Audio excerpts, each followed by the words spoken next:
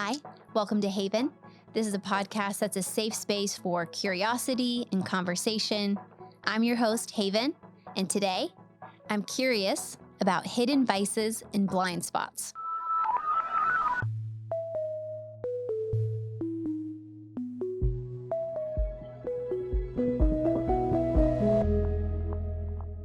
Hidden vices and blind spots.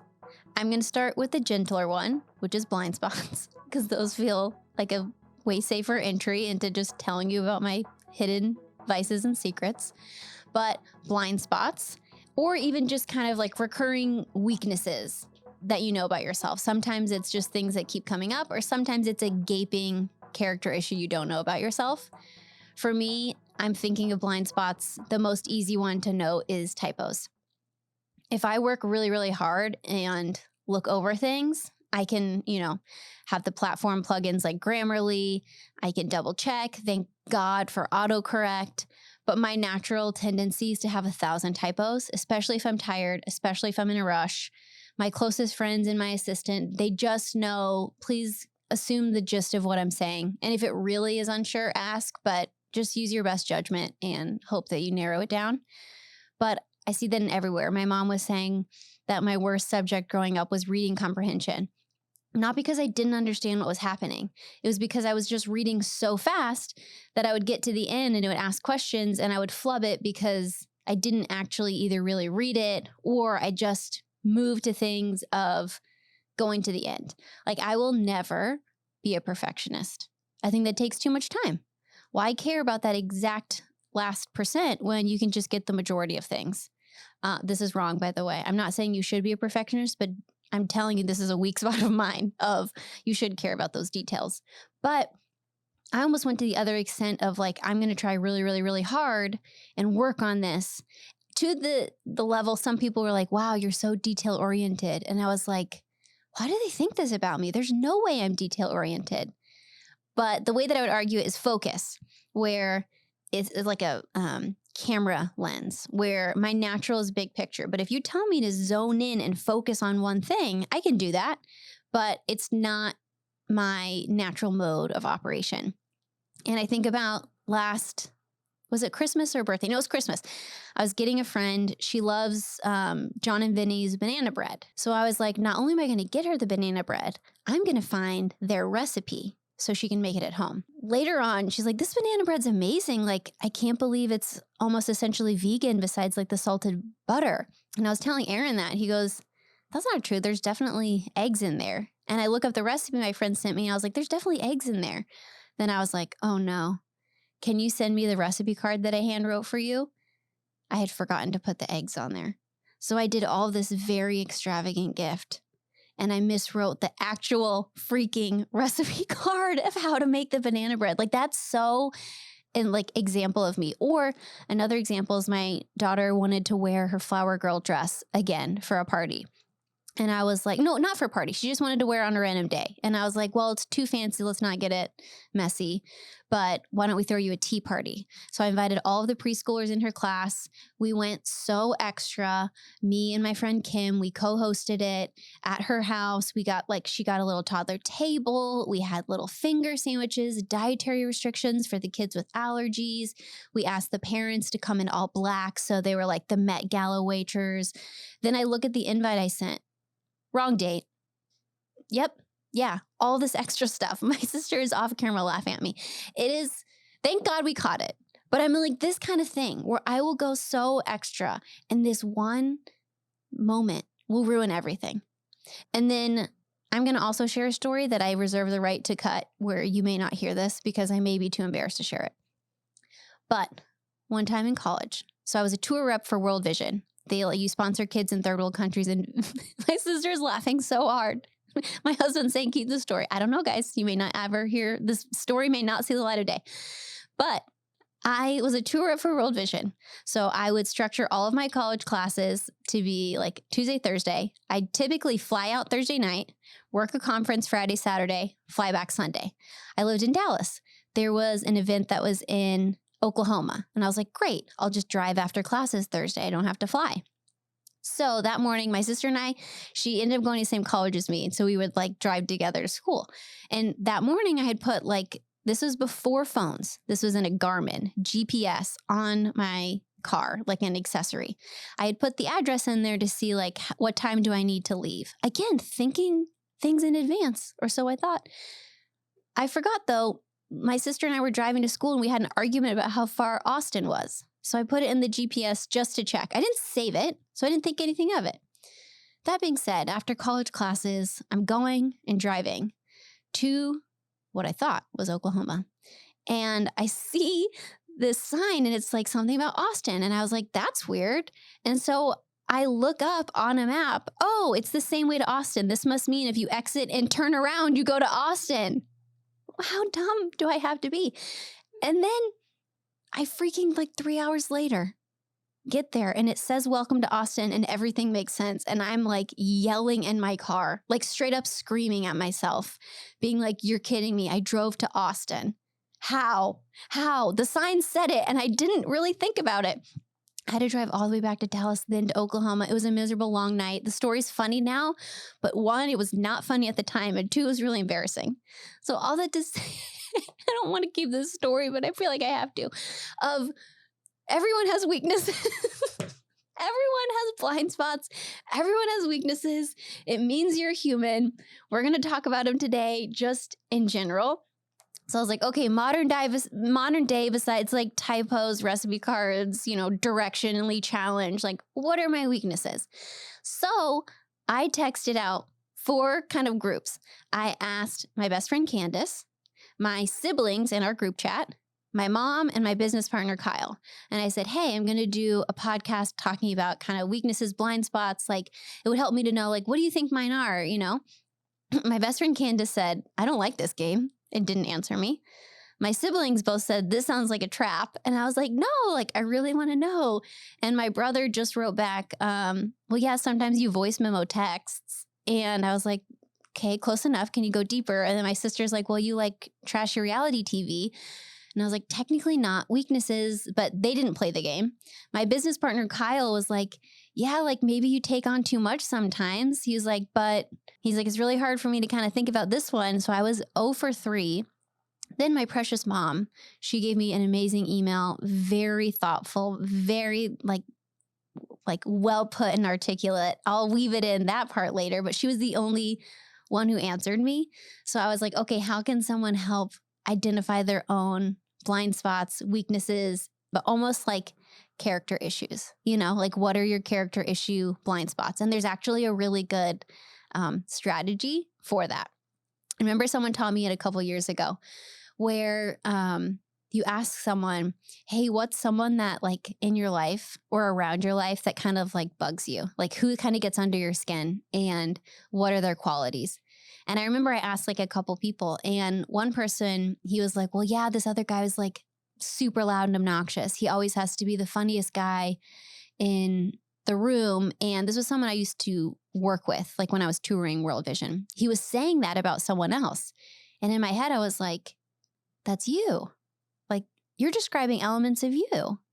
And if you ask each person, sometimes it's almost embarrassing. And I remember being like, well, actually, this is a fun game. Like you actually just described yourself. No one thinks it's fun. Everyone thinks it's embarrassing and that you just looked at their dirty laundry or they reject it. Like it's a helpful question to be honest with yourself. I know someone else who's like, oh, there's a really whiny woman that bugs me. Everything about her is like, complaining. But really, she actually wasn't like that. She wasn't whiny because she shut that down. Growing up, her mom didn't let her whine. Growing up, her mom was like, you're not allowed to complain at all. So when she saw someone else diving into that and expressing that, she was like, that's wrong. That's bad. You shouldn't do that, which really means I'm not allowing myself to ever do that. So it gets flipped on you. So for me, mine was, when I was asked this question, there was this young girl who she came into the space like an amateur and was acting like she owned the place and was like super entitled and not respecting the people around her. And I was like, yeah, there's totally elements of me there that I'm rejecting in myself completely. I see it in her and I think, oh, you should respect those around you. But deep down, I would love to act entitled. And I do sometimes. I do. I know this about myself, is sometimes it can be in that sense. And there's a positive to that and a negative side. Sometimes everything, they say it like the light side and the shadow side of both. And holistically, they're all present there. So there can be silly blind spots. There can be deep ones. And let's see where they are together without necessarily judging them. Like, I know this part's present in myself. I don't want to shame it and put it in the side in the shadow and pretend it's not about myself. And it's not there. I'm human. It's going to present itself. Everyone's shadow self is going to present themselves. And what does it look like? And then I want to read a little bit about what my mom said in her email, because it was really a depth of beautiful elements about it that I want to read off. So my mom was saying, like, she wrote me a long email, so I'm going to jump different parts. But that's also, I almost named this podcast Things My Mom Taught Me, because I've gleaned so much from her and who she is as a person. And so I'm sure over the coming episodes or the past episodes, you're going to hear me talk about her a lot. I'll have her as a guest eventually, but she's also kind of just like one of the greatest sources of wisdom and grace in my life, where she was like, this is a bit of a nuanced question to respond to in writing rather than conversation, where you can hear the tone, but I'll try. Just keep in mind, you've asked my perspective on any blind spot in you that I might see. So inherent in that, I'm aware that it would just be a small part of you, a spot of you. There's so much more amazing with you than any area that may be challenging want to grow by coming into the light. She was also saying other people's blind spots are easier for us to see if they're also part of ourselves we don't want to see in our own selves. It's easier to judge others than it is to acknowledge where the shadow also shows up in our lives. So with that caveat, you're so confident, smart, wise. Those are definitely two different strengths, and you possess both to them. Decisive, strong, and brave. This gives you the ability to see a situation, assess it quickly, determine the best course of action, and have the cojones to go for it. The shadow side, or blind spot, is that you're convinced your way of doing things is the best way. And by the way, it often is, because you don't just do things willy-nilly. You think things through. You have a lot of experience from which to make a good decision. And you see the course that makes the most sense to you. You don't want to just do it. You don't take no for an answer, and you don't back down when questions, at least not right away. The shadow side of this is that you're so focused on your perspective that it's sometimes difficult for you to see other perspectives that have equal validity. They're just coming from a different point of view. You can't see from your laser focus perspective, hence blind spot. Yeah, she's right. She's totally right. I feel seen, and it helps me know, okay, this part of me is here. What does it look like in the good and the working side? She also said something so interesting about even the concept of blind spots in general. She also added this part I want to include here. She goes, by the way, the phrase, if you spot it, you got it, is specifically referring to blind spots. The Greek philosopher Epictetus, I really don't know, Mom, I didn't ask you how to pronounce this, said, when you're offended at any man's faults, turn to yourself and study your own faults. It's the greater concept of we all have blind spots, and the only way you can actually really see them is in community with people who know you well enough, and asking them and giving them permission to tell you these things about yourself. And what are those elements about ourselves? And another way you can even kind of realize it is through hidden vices. So hidden vices, guilty pleasures, like whatever you're going to call it, there's some element of guilt or shame to it. So it's why? For me, like my sister mentioned, I do like reality TV, some elements of it. And I was like, okay, why do I like reality TV? One, at the end of the day, I do want to turn my brain off to some extent. And it does feel like just like junk food for the brain. Fine in moderation, but like too much of it probably isn't great.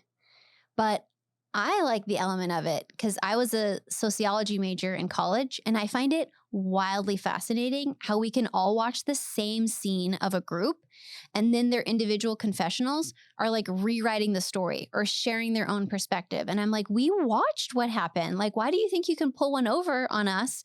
Or they really do believe what they're saying. And I just find it so interesting of just like a sociological perspective of like group dynamics.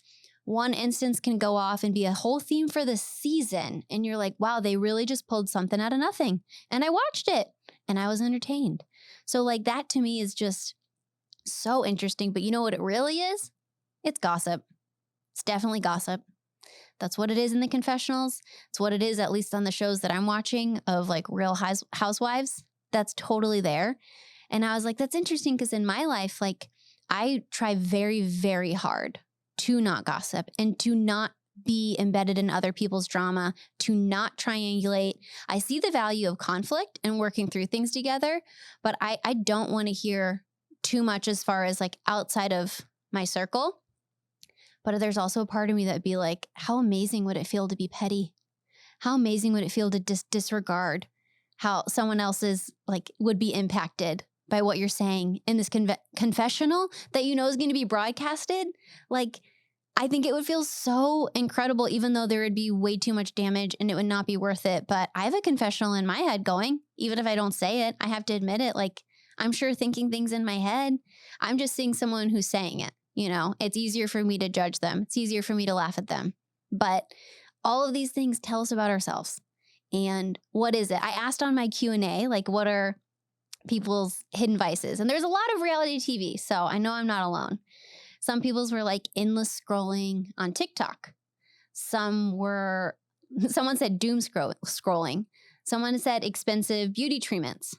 And someone said teen movies and dramas from the 80s, like nostalgia. Some people said eating or like chocolate and sweets. Someone said having a weed gummy after putting the kids down to bed. Someone said listening to Call Her Daddy, another podcast that is interesting, but definitely pretty raunchy and pretty, out there. They're feeling guilty about it. Someone said smut romance novels. And so there's terms out there of like smut or just like trashy or Brad, which means beach read after dark. And you'd be surprised. I have a friend who is in the like literary industry.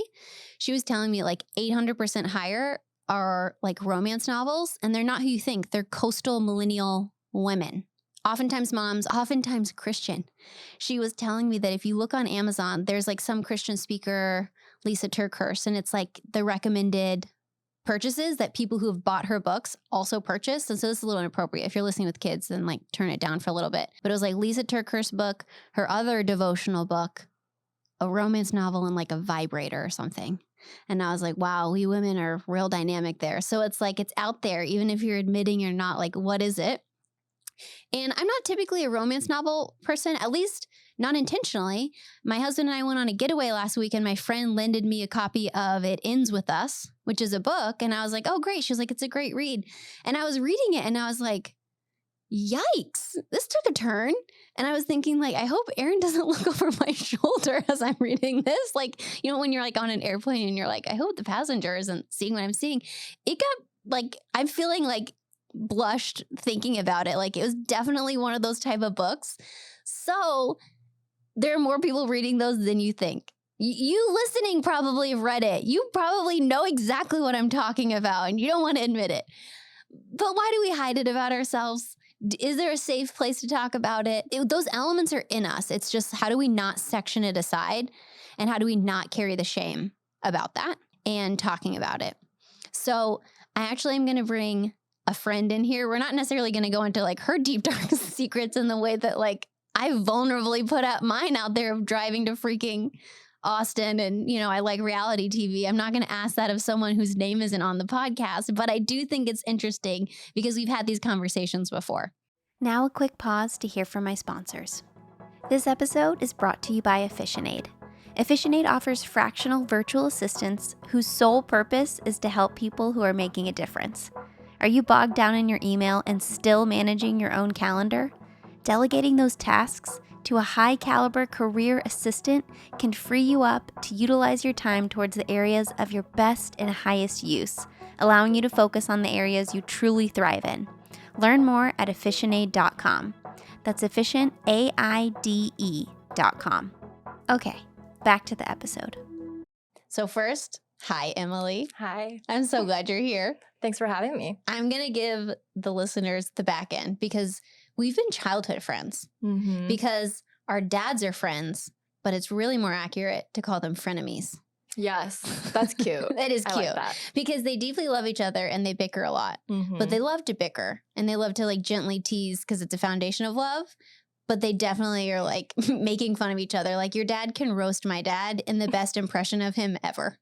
True. He's easy to roast, though. That's so true. Sweet Steve Cobble. Sweet Steve Cobble. We love Steve. His emails are purple font.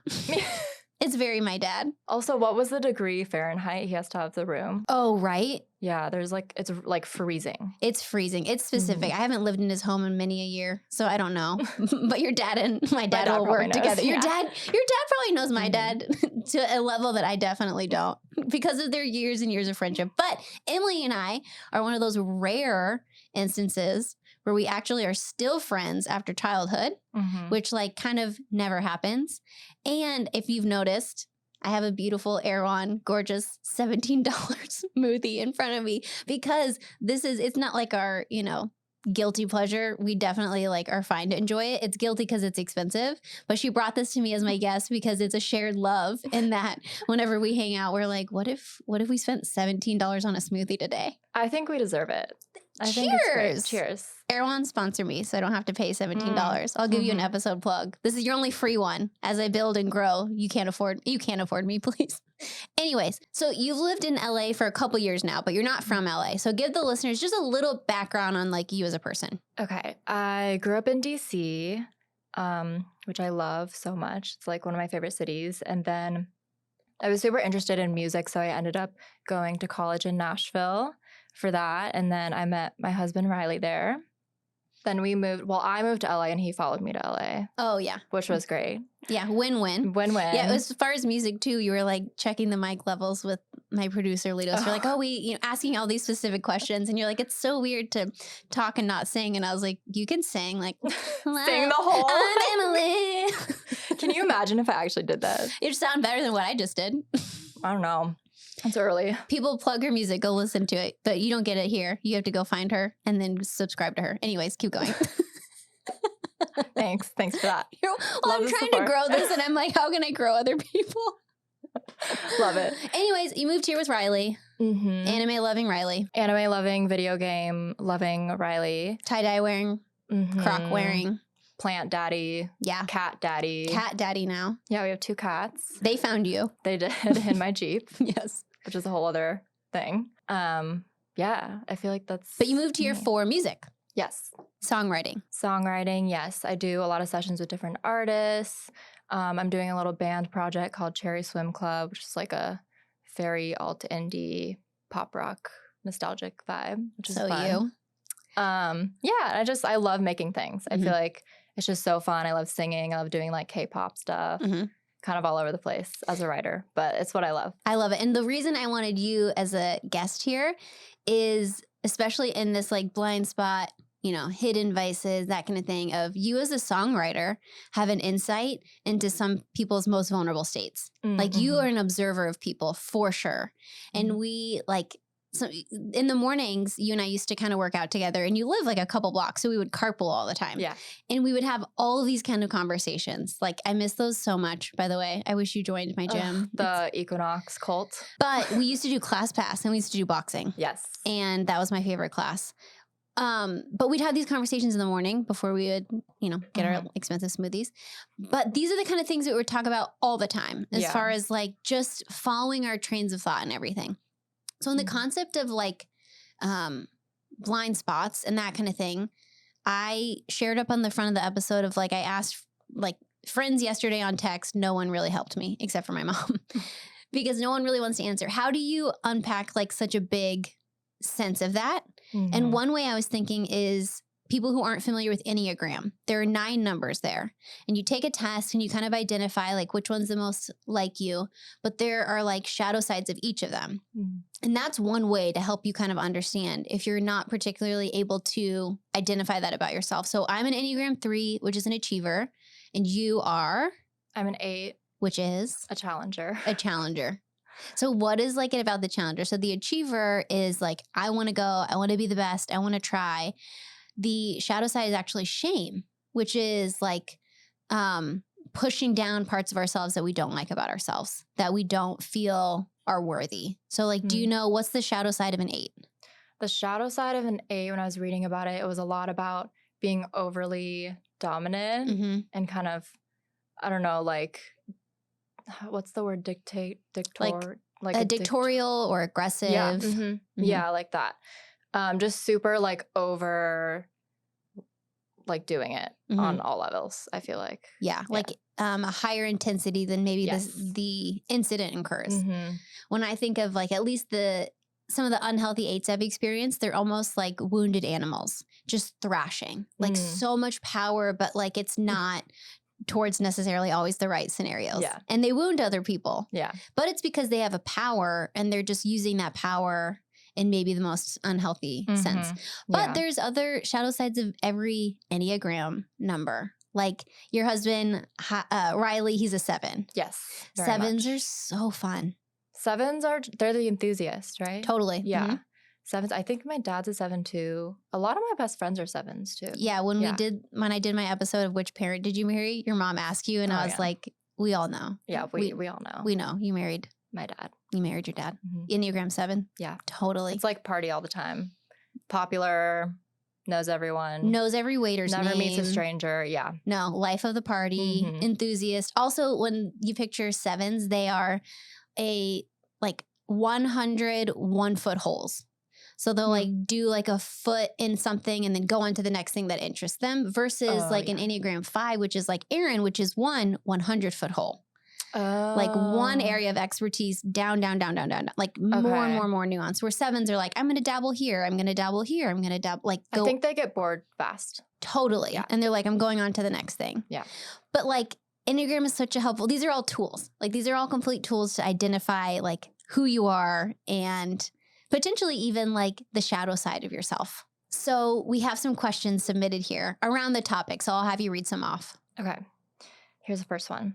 Do I need to know my blind spots? If you don't want to, no. Like, just keep living your freaking life.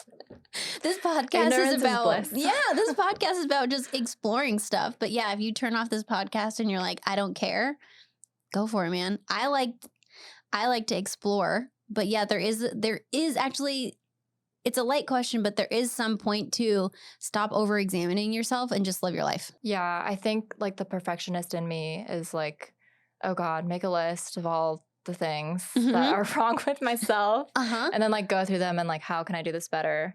But realistically, am I going to remember every single thing? Probably not. Yeah. You know? So did we answer your question? I don't know. It's up to you.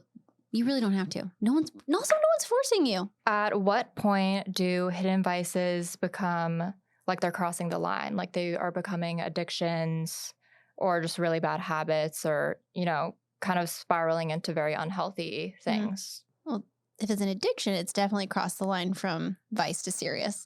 So like that one, that'll say in itself. But like there's the more benign version, which is like a coping mechanism, which is like when you're continually going to it, which can also just be a helpful trigger. Like trigger is usually saying like, oh, trigger warning. Triggers can also be really helpful because they show areas you need to heal or areas you need focus on. Like for me, if I'm overwhelmed, I can feel myself want to detach. And that's a trigger to me of like, okay, I'm trying to numb. I'm trying to, you know, something is overwhelming me. And I have healthy mechanisms and some unhealthy ones. But I remember our counselor once where I was telling him, I was like, yeah, I'm feeling overwhelmed. So I know if I move my body, it'll be good. Or like, I know if I kind of like meditate and pray. I was like, but I just sometimes just like really want to make like a batch of cookies. And he goes, make the cookies. Yeah. He goes, that also feels good sometimes. He's like, your type of personality is never going to go, you know, insane with that. He goes, just make the cookies. And I was like, oh, like, even if it's unhealthy, if in moderation, like, that's okay too sometimes. Don't beat yourself up for, you know, some elements like that. But again, this question is a little more overextended where if you're asking the question, I think you probably already know, and it may be at that point. But it's always good to just kind of be aware. Like, what's your take? What are your thoughts on it? I don't know. I think a lot of it is about the frequency. Because, like, personally, I love to just pop a weed gummy and order Taco Bell and watch Love Island. So that's like friends do that. They all pop a gummy so nice. And then watch their show on their couch. That to me, and this phase of my life, is like peak relaxation. Like cuddling with the cats, like a Friday night in. It's so nice. But if I'm doing that every single day, which I don't really have time for, but if I was doing that every single day, that's probably not great.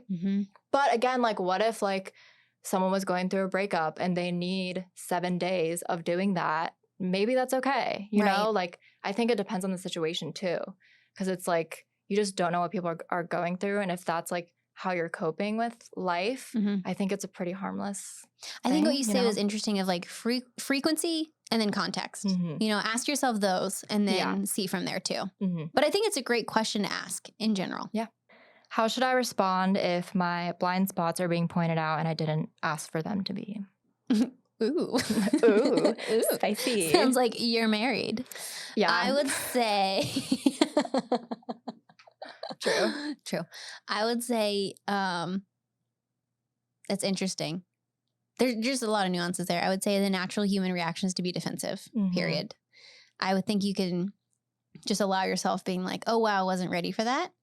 But it's how honest do you actually want to be with yourself and with others. I think you can even tell whoever is telling you that, like, hey, this is a conversation and maybe I'd like to have later, but not right now. Like if you're not in the mental space to receive, then it's not going to be helpful either way. And then you have to identify, one, who is this person in me? Do I want them to speak into my life in this way? Because you may not. But then if they are, then you may want to find a time where you're in a receptive mode, ready to not be defensive and just take the feedback that they're giving you, because if they love you, it's probably to help you. Likely it's not to micromanage you. Likely it is to give you a greater insight to yourself that you don't have.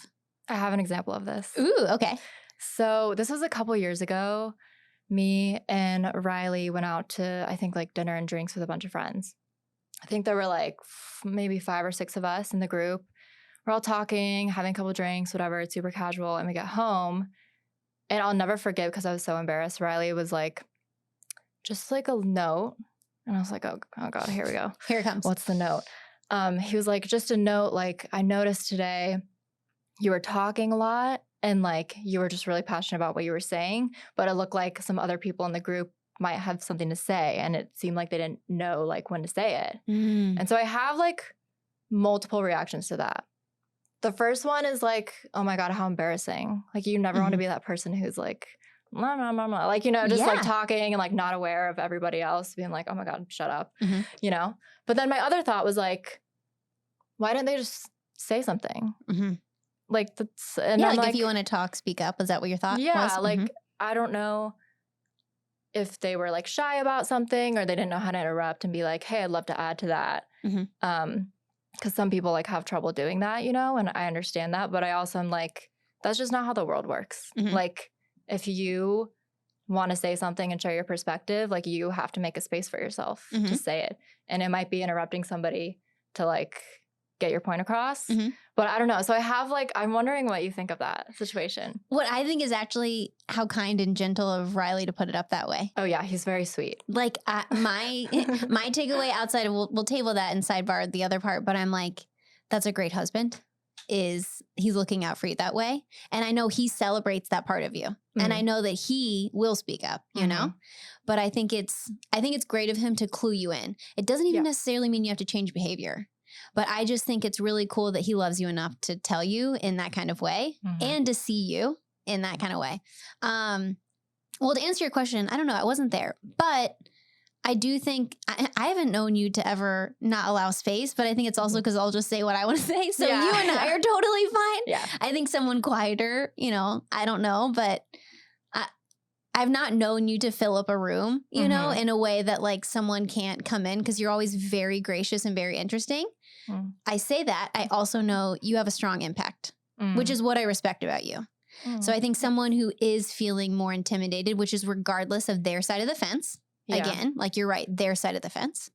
I could see how they could feel that way because you are so strong and determined. And I know you to also be very gracious and understanding, but you can also come across of an Enneagram 8, which is so strong. And like someone who is like less presenting in that way may just defer back.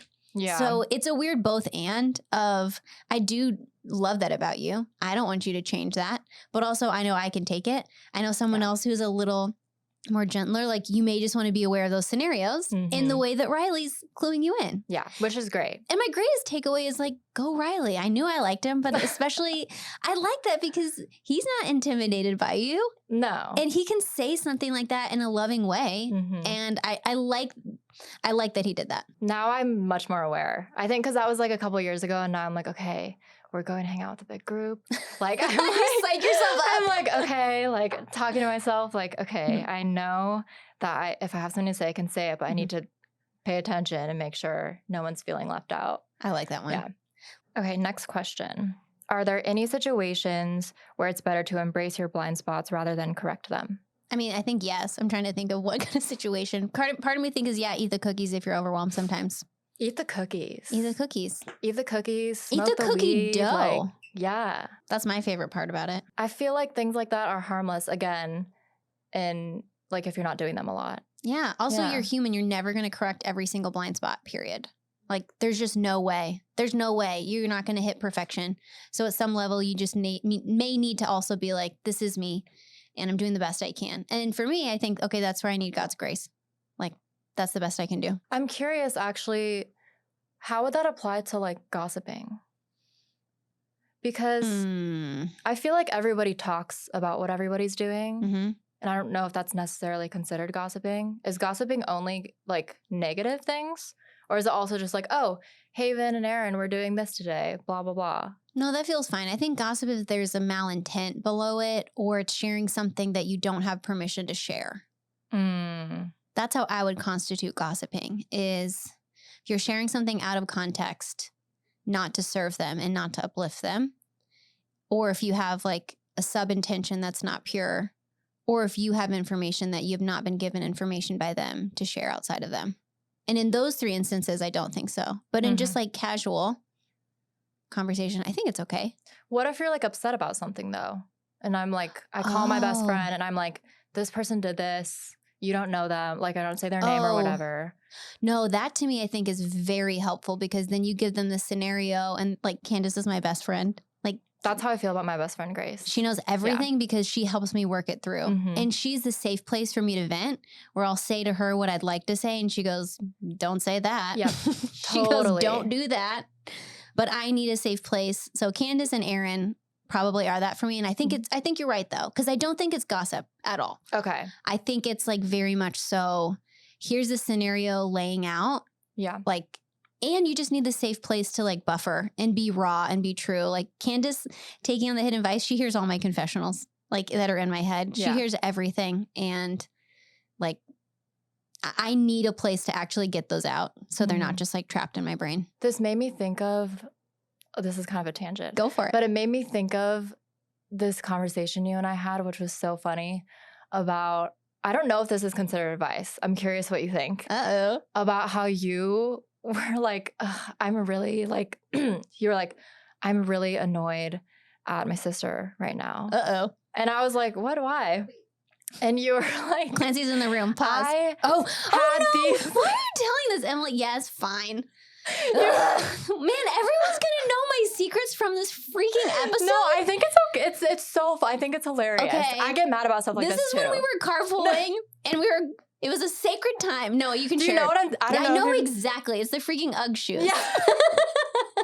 You were like, I've had these Ugg boots in this color and this style. This for is such a sister while. problem. If you have sisters, you're going to be like, oh, I co-signed this. Yeah. Okay, It's such a sister Set thing. up the context. Go ahead. Share the story. So we're talking. You're like, I'm really annoyed with my sister right now. I'm like, why?